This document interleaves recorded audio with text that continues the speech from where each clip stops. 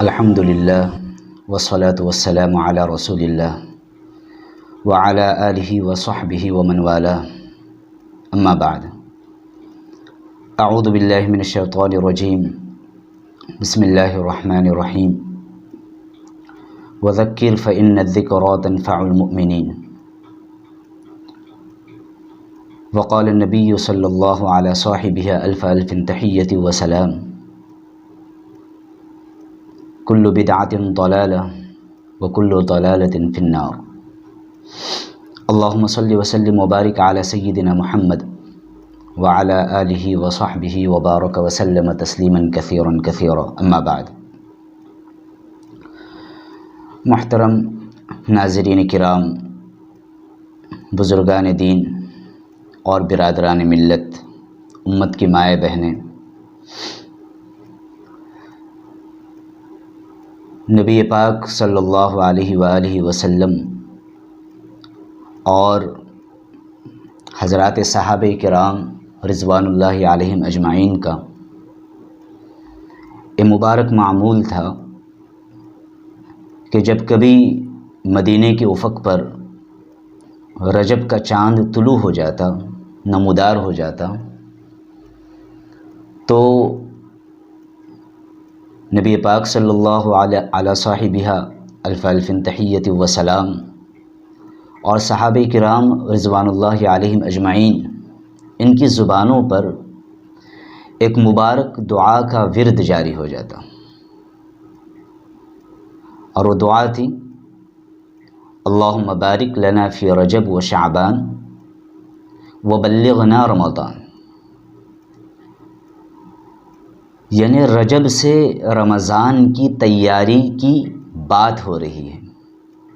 دعا کیا مانگ رہے؟ رجب طلوع ہوتے ہی، رجب نمودار ہوتے ہی، رجب نکلتے ہی کہ اللہ ہمارے لیے ہمارے رجب اور شعبان کے اندر برکت عطا فرما اور ہمیں رمضان تک پہنچا دیجیے، یعنی ہماری عمر کے اندر اے باری تعالیٰ وہ برکت عطا فرما کہ ہم رمضان کو حاصل کریں، رمضان کو پالیں۔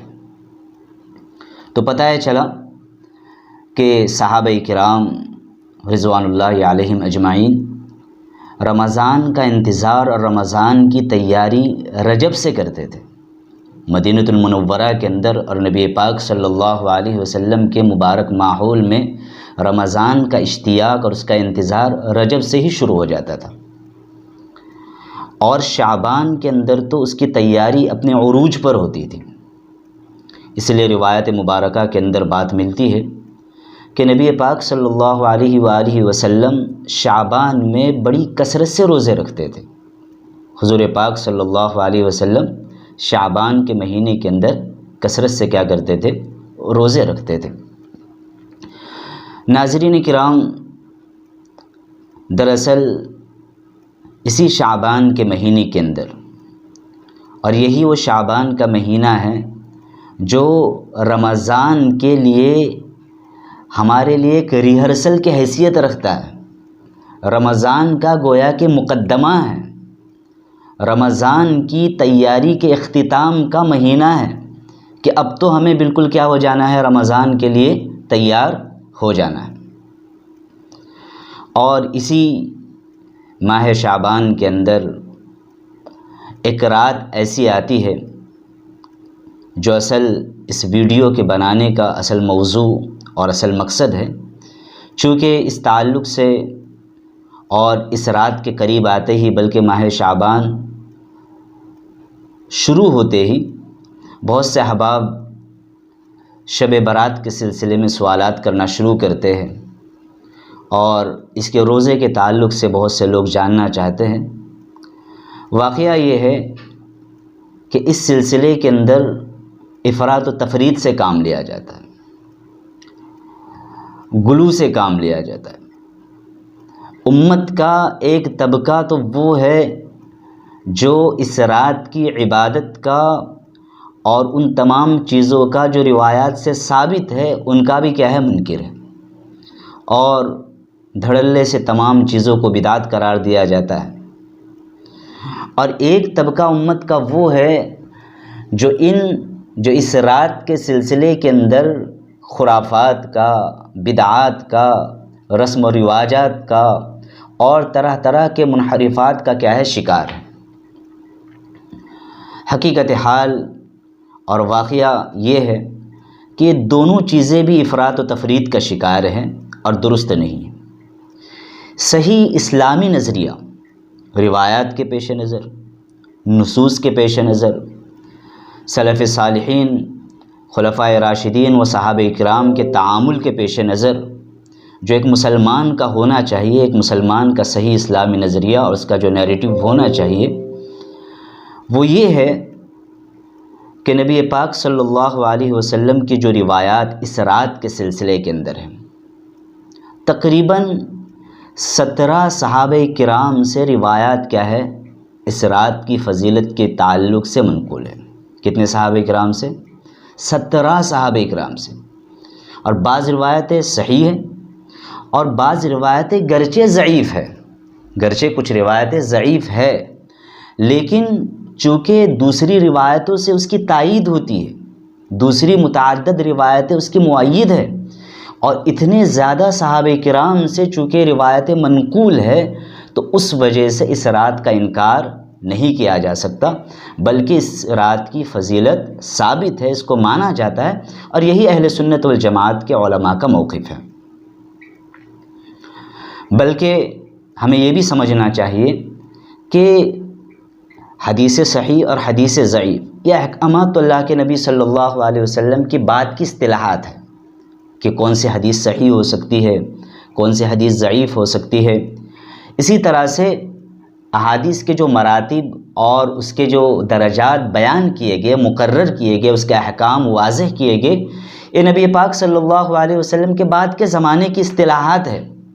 تو جن علماء سلف نے، جن اکابرین نے، جن بزرگان دین نے اور امت کے چوٹی کے جن اسکالرس نے یہ تعریفات متعین کی، وضع کی، اور حدیث صحیح کسے کہا جاتا ہے، حدیث ضعیف کسے کہا جاتا ہے، اس کی تعریفیں مقرر ہوئی، تو انہی ماہر اسکالرس نے، انہی ماہرین حدیث نے ایک حکم اور ایک بات یہ بھی بیان فرمائی کہ ضعیف حدیث کو فضائل کے قبیل میں قبول کیا جا سکتا ہے، یعنی فضائل کے تعلق سے گرچہ کوئی حدیث ضعیف ہو لیکن وہ موضوع کے درجے کو نہ پہنچی بھی ہو، وہ شریعت کے کسی نص سے ٹکراتی نہ ہو، تو ایسی ضعیف حدیث پر عمل کیا جا سکتا ہے۔ جب وہ حدیث فضائل کے قبیل سے اس روایت مبارکہ کے اندر کسی عمل کی فضیلت بیان کی گئی ہو، تو ایسی حدیث مبارکہ یا ایسا کوئی عمل جو ضعیف حدیث سے گرچہ ثابت ہو لیکن وہ فضائل کے قبیل سے بات ہے اور شریعت کی کسی نص سے وہ بات ٹکراتی نہیں، شریعت کے معارض یا مخالف کوئی عمل نہیں ہے، جیسے نماز پڑھنا یا اسی رات کی فضیلت مان لیجئے، تو ایسی حدیث پر کیا کیا جا سکتا ہے، عمل کیا جا سکتا ہے۔ یہ انہی بزرگان دین نے جنہوں نے حدیث صحیح اور حدیث ضعیف کے اصول مقرر کیے، انہی کا مقرر کردہ اور انہی کا بنایا ہوا ایک اصول کیا ہے، یہ بھی ہے۔ تو چونکہ اس رات کے متعلق، اس کی فضیلت کے تعلق سے اتنے زیادہ صحابہ کرام سے روایات منقول ہے، لہٰذا محدثین نے اور سلف صالحین نے، حدیث کے شارحین نے اس بات کو لکھا ہے کہ اس رات کا مطلقاً انکار نہیں کیا جا سکتا۔ خود علامہ مبارک پوری رحمۃ اللہ علیہ، جن کے تعلق سے باتیں کہی جاتی ہیں، تو خود علامہ مبارک پوری جو تحفۃ الاحوذی جنہوں نے ترمذی کی ایک باکمال شرح لکھی ہے، تو خود انہوں نے بھی تحفۃ الاحوذی کے اندر اس بات کو لکھا ہے کہ اتنے زیادہ صحابہ کرام سے اور اس قدر زیادہ روایات ہونے کی بنا پر اس رات کا مطلقاً انکار نہیں کیا جا سکتا۔ تو خلاصہ کلام یہی ہے کہ اس رات کی من جملہ فضیلت کیا ہے، ثابت ہے۔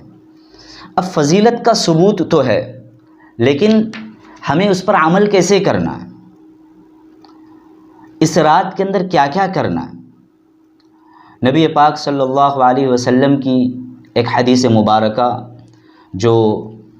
جس کو امام مسلم رحمۃ اللہ علیہ نے بھی اپنی صحیح کے اندر بیان کیا ہے، عائشہ رضی اللہ تعالیٰ عنہا کی روایت ہے، جس کے اندر نبی پاک صلی اللہ علیہ وسلم کا حضرت عائشہ کی باری والے دن میں اس رات میں قبرستان جانا ثابت ہے۔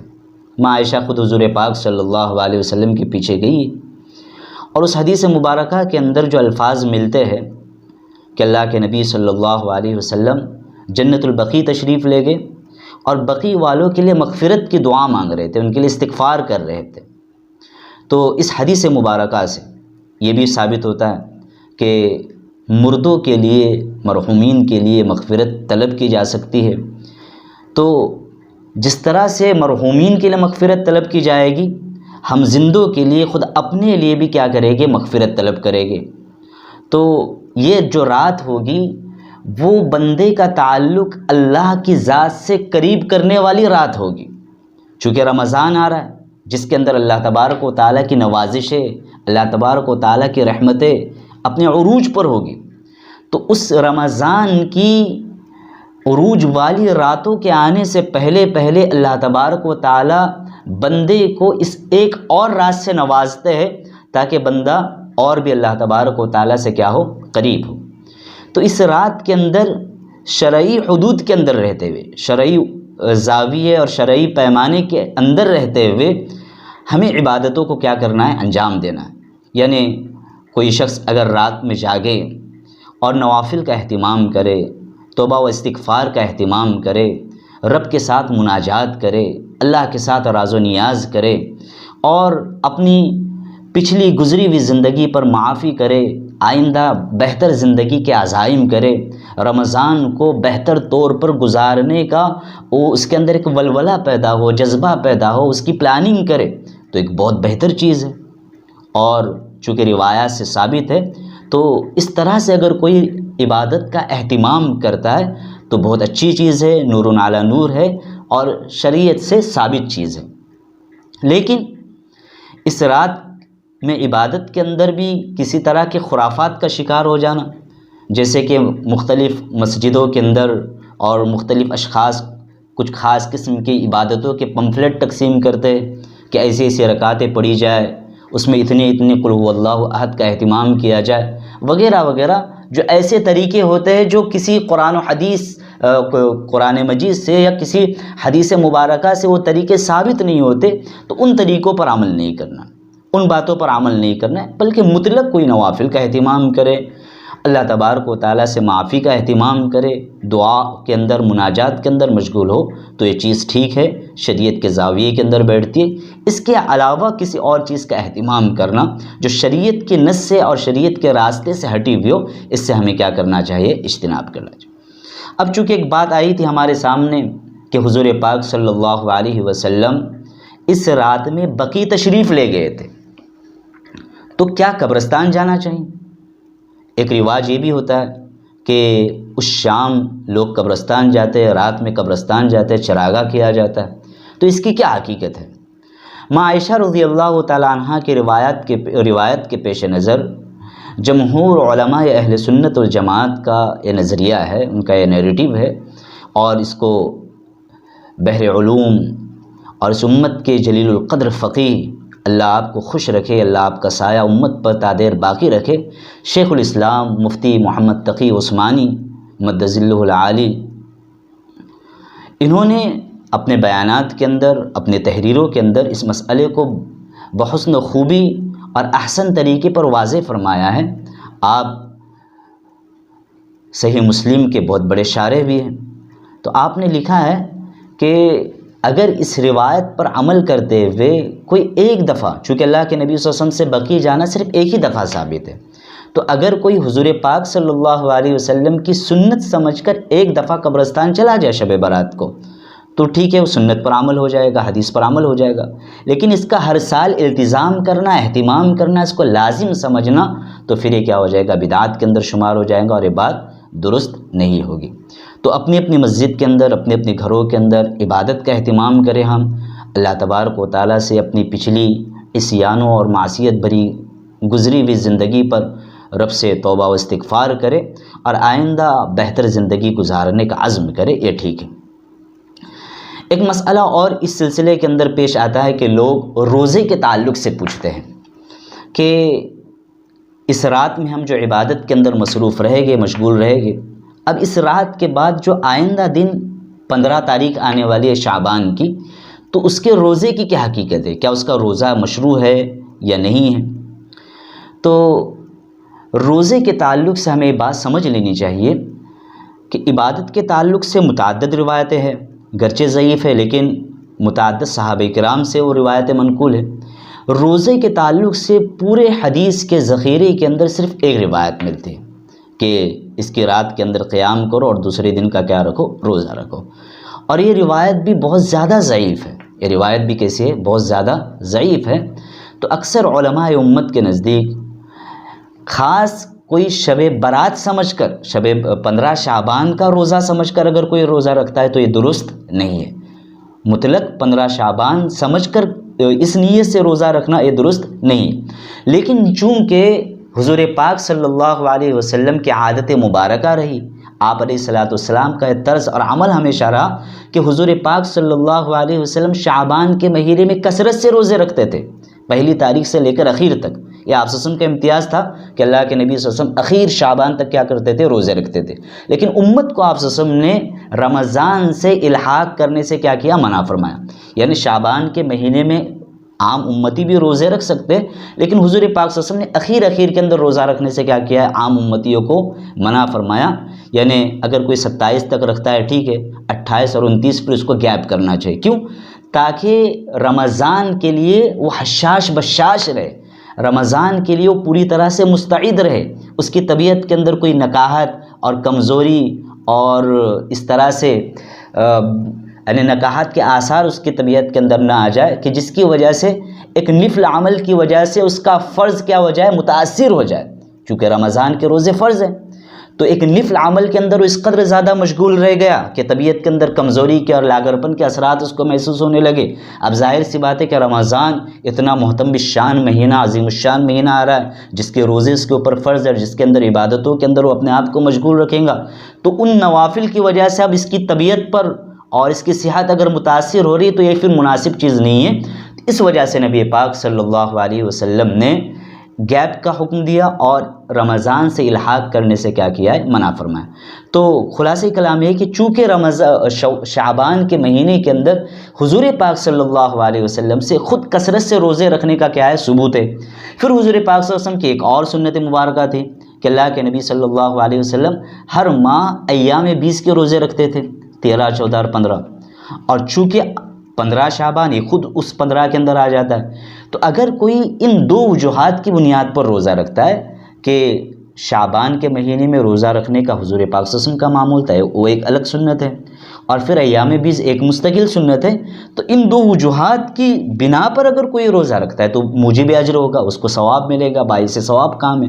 لیکن خاص 15 شعبان کی نسبت سے اگر کوئی روزہ رکھے تو پھر یہ مناسب چیز نہیں ہے، اس سے اکثر علماء کرام نے منع فرمایا ہے۔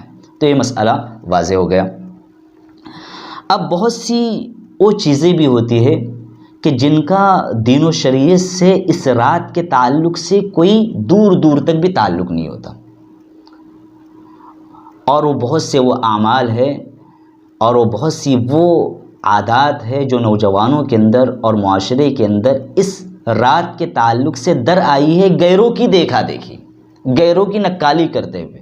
تو ظاہر سی بات ہے کہ شریعت سے اور قرآن و حدیث سے اور نصوص مبارکہ سے تو اس کا کوئی تعلق نہیں، بلکہ یہ تو نصوص کے اور شریعت کے مزاج اور شریعت مطہرہ کے بالکل خلاف حرکتیں ہیں۔ تو ان چیزوں سے ہم سب کو بچنا کیا ہے؟ بہت زیادہ لازمی اور ضروری۔ ان باتوں کے اندر ایک بنیادی چیز کہ شب برات کے لیے خصوصیت کے ساتھ حلوے کا اہتمام کرنا۔ بہت سی جگہوں پر اس بات کا رواج ہوتا ہے کہ شب برات ہو تو اب حلوے کی دیگیں پک رہی ہے اور حلوے کا اہتمام کیا جا رہا ہے اور تقسیم کیا جا رہا ہے، اور جو لوگ حلوہ نہ پکائے ان کو معیوب نظروں سے دیکھا جا رہا ہے۔ تو اس طرح سے یہ سوچ رکھنا، اب اگر منع کیا جائے تو لوگ کہتے ہیں کہ حلوہ پکانا اس میں کون سی بری بات ہے؟ تو حلوہ آپ کبھی بھی پکا سکتے، حلوہ آپ کبھی بھی کسی کو کھلا سکتے، لیکن خاص شب برات کے لیے اس حلوے کا التزام اور اہتمام کرنا، اور جو اس کا اہتمام نہ کرے یا جو اس کو پسند نہ کرے اس کو معیوب نظروں سے دیکھنا، اس کو طعن و تشنیع کرنا، یہ شریعت کے مزاج سے میل نہیں کھاتا، بلکہ یہ سیدھا سیدھا بدعات کے کیا ہو جائے گا، زمرے کے اندر داخل ہو جائے گا۔ تو اس سے اجتناب کرنا چاہیے۔ عام دنوں میں بھی ہم حلوہ پکا کر کھا سکتے، شریعت نے تو صاف حکم دیا کلوا واشربوا ولا تسرفوا، ہم کھائے پیے اسراف نہ کریں، لیکن خصوصیت کے ساتھ اس دن حلوے کا اہتمام کرنا ایک رسم بن جائے گا، ایک بدعت بن جائیں گی، اس کے شریعت کے اندر کوئی اجازت نہیں ہے۔ دوسری چیز ہے کہ بہت سی جگہوں پر ایک کام ہوتا ہے چراغاہ کرنا، روشنی کرنا، اور نوجوان آتش بازی کے اندر مصروف ہو جاتے ہیں، پٹاخے پھوڑتے، یہ تو وہ عمل ہے، یہ وہ کبھی حرکت ہے کہ جس کا دین و شریعت سے دور دور تک کوئی تعلق نہیں۔ صحابہ کرام کے دور کے اندر، عہد تابعین کے اندر، تبع تابعین کے اندر اس کی کوئی نظیر نہیں ملتی، بلکہ یہ وہ عمل ہے جو غیروں کی، مشرکوں کی نقل ہے اور ان کی دیکھا دیکھی ہمارے اندر در آیا ہوا ایک عمل ہے۔ تو اس پر تو بدعت کا بھی سنگین گناہ ہو جائے گا، اور غیروں کی مشابہت اور ان کی نقالی کرنے کی بھی وعید کے کیا بن جائیں گے، مستحق بن جائے گے۔ نبی پاک صلی اللہ علیہ وسلم کی روایت مبارکہ کہ من تشبہ بقوم فہو منہم، حضور پاک صلی اللہ علیہ وسلم نے غیروں کی، مشرکوں کی اور اللہ کے نبی صلی اللہ علیہ وسلم نے غیر قوم کی نقالی کرنے سے کیا کیا ہے، مشابہت اختیار کرنے سے منع فرمایا ہے۔ تو یہ وہ چیزیں ہیں کہ جن کا اسلامی تعلیمات سے دور دور تک بھی کیا ہے، کوئی تعلق نہیں۔ تو ان چیزوں سے کیا کرنا چاہیے، ہمیں اجتناب کرنا چاہیے، بچنا چاہیے۔ تو ہمارے سامنے خلاصہ کلام یہی ہے کہ شب برات کی من جملہ فضیلت روایات سے، آثار صحابہ سے، سلف صالحین کے تعامل سے ثابت ہے۔ تو اس رات اگر کوئی جاگنے کا اہتمام کرتا ہے، عبادت کا اہتمام کرتا ہے شرعی حدود میں رہتے ہوئے، تو اس کی اجازت ہے۔ ہاں، قبرستان اگر کوئی ایک دفعہ اپنی زندگی میں جاتا ہے، نبی پاک صلی اللہ علیہ وسلم کا ایک عمل سمجھ کر، ایک سنت پر عمل کی نیت سے جاتا ہے، تو وہ بھی ایک باعث ثواب کام ہوگا۔ ہاں، اس کا التزام ہر سال نہیں کرنا چاہیے، اس کا اہتمام نہیں کرنا چاہیے۔ تو اس طرح سے جو کام کرنے کے وہ کام اس رات میں انجام دیے جائے۔ روزے کے تعلق سے بھی ہم نے سن لیا کہ چونکہ پورے ذخیرہ حدیث میں ایک ہی روایت ہے اور وہ بھی حد درجے ضعیف ہے، تو اس وجہ سے اکثر علماء اہل سنت والجماعت کا یہ نظریہ ہے کہ بالخصوص 15 شعبان کی نیت سے کوئی روزہ نہ رکھے۔ ہاں، ایام 20 کا سمجھ کر اور حضور پاک صلی اللہ علیہ وسلم کا شعبان کے مہینے میں روزہ رکھنے کا معمول سمجھ کر اگر کوئی اس سنیت کو حاصل کرنے کی نیت سے روزہ رکھتا ہے تو وہ درست ہے۔ اور جو دیگر بدعات اور رسومات اس رات کے تعلق سے بیان ہوئی، اس سے اجتناب کرنا چاہیے۔ اس بات کو سمجھ لینا چاہیے کہ رمضان جو آ رہا ہے اس کے ریہرسل کا اللہ تعالیٰ نے ہمیں موقع دیا ہے۔ رمضان کی تیاری کے لیے، اس کی بیداری کے لیے اللہ تعالیٰ نے ہمیں یہ رات مہیا فرمائی، عطا فرمائی ہے۔ تو اس رات ہم جتنی اللہ کی عبادت کر سکے وہ کرے، خرافات سے اپنے آپ کو بچائے۔ بالخصوص حدیث مبارکہ کے اندر جو الفاظ ملتے ہیں کہ اللہ تبارک و تعالیٰ اس رات میں، عائشہ رضی اللہ تعالیٰ عنہ کی روایت کے اندر جو حضور پاک صلی اللہ علیہ وسلم کے الفاظ ہے کہ اللہ تعالیٰ اس رات میں قبیلے کلب کی بکریوں کے بالوں سے زیادہ اللہ تعالیٰ کیا کرتے ہیں، مغفرت فرماتے۔ تو ہم جیسے گنہگاروں کے لیے ایک سنہرا موقع ہے کہ ہم اللہ تعالیٰ کو راضی فرمائیں، خرافات سے اجتناب کریں، شریعت کی پاسداری کریں۔ یہی مومن کا مزاج اور اس کا مذاق ہونا چاہیے کہ وہ حد درجے شریعت کا کیا ہوتا ہے، پابند ہوتا ہے، خرافات سے اور رسم و رواج سے، اوہام سے اپنے آپ کی کیا کرتا ہے، حفاظت کرتا ہے۔ اللہ تعالیٰ ہمیں شریعت کا پابند بنائے، رسم و رواج سے اور بدعات سے ہماری حفاظت فرمائے۔ وآخر دعوانا ان الحمد للہ رب العالمین۔